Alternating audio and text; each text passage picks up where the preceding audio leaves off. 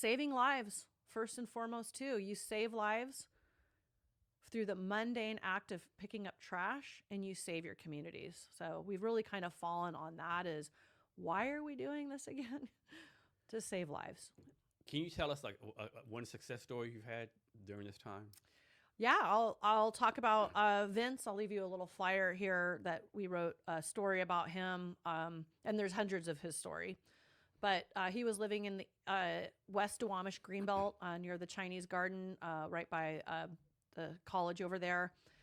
And we got a work order to come clean that Greenbelt. This was a few years ago, and we brought dozens of people, hundreds, if not thousands of hours to haul trash out of there. But we met Vince and his girlfriend, Erica, and they had cats. They had more garbage than you could see, garbage as far as you could see the ocean. Needles were everywhere. We walked in, it was a small group at first, and asked, what's going on here? And he's like, me and my girlfriend live here. They had a lot of barriers as a couple with cats. She was trans. I mean, just like nothing worked for them in social services. So they lived in the park. And we started cleaning. They were down for it. We recharged their phones. They were in community with us. And eventually, we cleaned it into its entirety. And Vince will tell you to this day, he's my weekly litter picker. Hi, Vince Rowland. That We Heart Seattle being out there and cleaning the park he destroyed was the catalyst that got him to think about his sobriety and getting into housing. And a mundane act of picking up trash seems selfish. Like, I just care about the environment, or I just care about the trash, really has this transformative human element for a guy like Vince, who said, I was so ashamed to ever leave this park that I grew up in this condition, that I could never see literally through the forest, right? So he was stuck. And now he's my neighbor in Belltown. He lives like literally 2 blocks away from me. And he's a regular litter picker. He's been on a ton of media hits with me. And he still struggles. His girlfriend still uses. But by and large, the catalyst, the intervention of that mundane act of cleaning his home cleared his brain, cleared his path. And that is what we are most proud of, is saving his life and then saving that community. So next follow-up question. I don't use the word failure, but talk about instead where like maybe it didn't turn out like you thought it should. Oh gosh, I have a lot of those too. And it's Vince keeps us going, right? Those are the stories that keep us going. Similar gentleman, KG, Somalian, beautiful human being, beautiful soul. And he's always hanging out in my neighborhood, smoking fentanyl, running the streets, hustling, selling stolen goods. Beautiful man. And he flagged me down, I don't know, a couple months ago. And he's like, hey, Andrea, hey, lady. I'm ready. I'm like, okay, we're going to go to Lakeside Milam, which is the city-funded pilot project. It's a $25,000 a month treatment program. And we got the assessment. Of course, there's always like these loose ends everybody's got to wrap up. But short story, we took him to treatment. Every week I met with him. He asked for a Quran. He asked for his vapor. We got him new shoes. We made him very comfortable. He had not seen his mom for 10 years.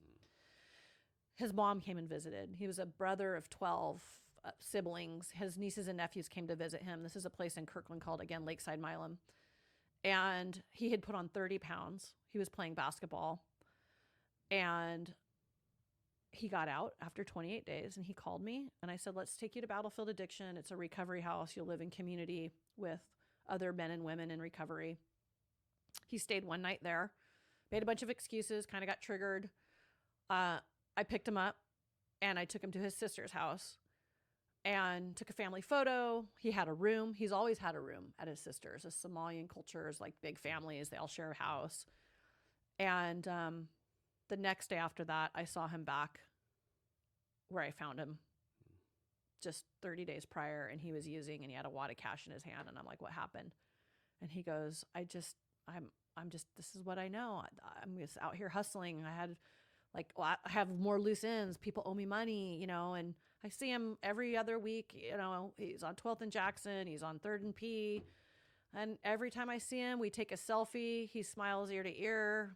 He tells me I'm an angel, that he wants to go back in. But all that work, and, you know, think about families that feel burnt, parents. I mean, he had a mom. He has a mom. She came and visited him, but he has dozens of brothers and sisters. And he's like, I want to go back to Africa. He showed me pictures of him in his home country and his bride to be and all the things. And he's got a citizenship here. Everything's all copacetic. He's like, I just can't stay. I feel I can't quit fentanyl. It's too easy to get high. It's too easy to steal. It's too easy to hustle. Seattle has removed the rock bottom to help and treat somebody like KG. We fail him by not arresting him for his crimes. Do you ever think to yourself, man, what am I doing here? I could be at the house drinking margaritas, you know, traveling, you know, like, you know, I mean, a human has to go to your mind once in a while, right? No, I mean, I'm 50 years old. I graduated from college early, worked my ass off all my 20s, my 30s. I worked for startups. I worked at a cannery. I traveled the world with my best friends. I got married. I traveled the world with my ex. We were a pandemic breakup. Spoiled. Single, no kids, double income, traveled the world, loved my local scene. My mother loved me so much. I was always hanging out with my parents in Oregon and just fun, carefree, not a worry in the world. And the pandemic hit, and that's when I got hit too with, I'm sick, I'm ready for, I got hit with my time was now. I'm good. I preloaded my life with, you know, my mom at some point were like, you know, I was like always on a honeymoon with my ex. I lived a very, very privileged, and still do live a very privileged life. I've worked my ass off for it. I went, you know, paid for my college through scholarships. You know, I always hate when politicians give their fucking background. It's like, what are you going to do tomorrow to save my sister on the streets and my garbage on the, you know, keep my taxes low, get people back to school. But like, I was not, I spoiled myself.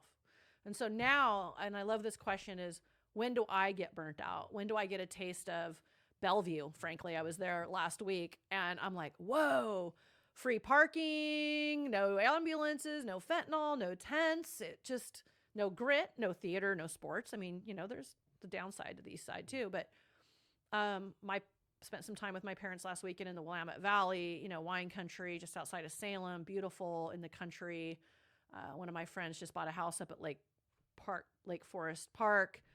Again, beautiful rambler in the woods, out of town, still King County, but wow, you know, being in the suburbs is just a whole nother lifestyle. And I kind of don't want to get a taste of it, Jason. I'm like, ooh, somebody's like, you want to go to Hawaii or come down to Mexico? And I'm like, I don't know. I don't know if I want to get a reminder of what it was like to not be what I'm doing now, but it's such important work, and why I know I have a calling, and it feels bigger than me. It's a service above self. It's, you know, Barack Obama talked about how important civic engagement and being grassroots, and meaning not with government, not always reliant on and dependent on being elected or being funded or being endorsed by this party or that party, but being grassroots just means going out and doing it ourselves.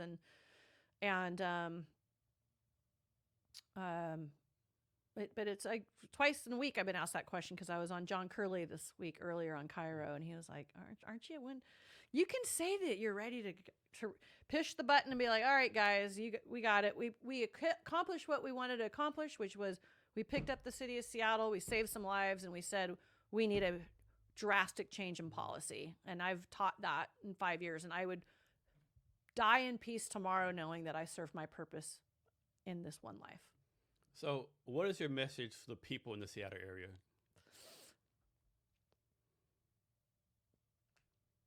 My message to everyday people next door is you can do something very, very small that makes a transformative impact in your community.